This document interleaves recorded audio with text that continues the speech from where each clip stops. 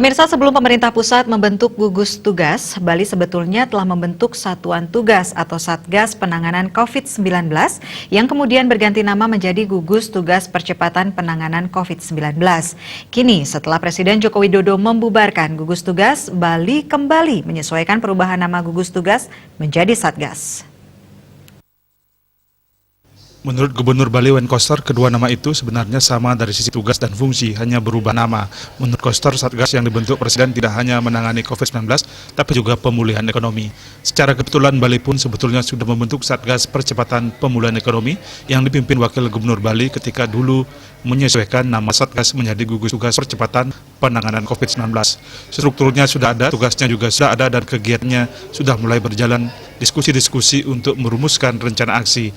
Hanya saja Satgas Percepatan Pemulihan Ekonomi ini belum sempat dikonsolidasikan gerakannya, sebab pihaknya masih fokus pada penanganan COVID-19.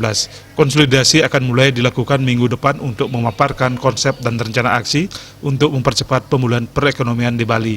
Apalagi tahap 1 tatanan kehidupan era baru sudah dimulai 9 Juli lalu untuk aktivitas lokal. Disusul nanti tahap 2 bagi wisatawan Nusantara dan tahap 3 bagi wisatawan mancanegara. Untuk kembali menggairahkan perekonomian di Bali, pandemi COVID-19 terus ditangani. Ada tim tersendiri yang sudah dipimpin langsung kepala daerah. Rindra Devita, Bali Pos melaporkan.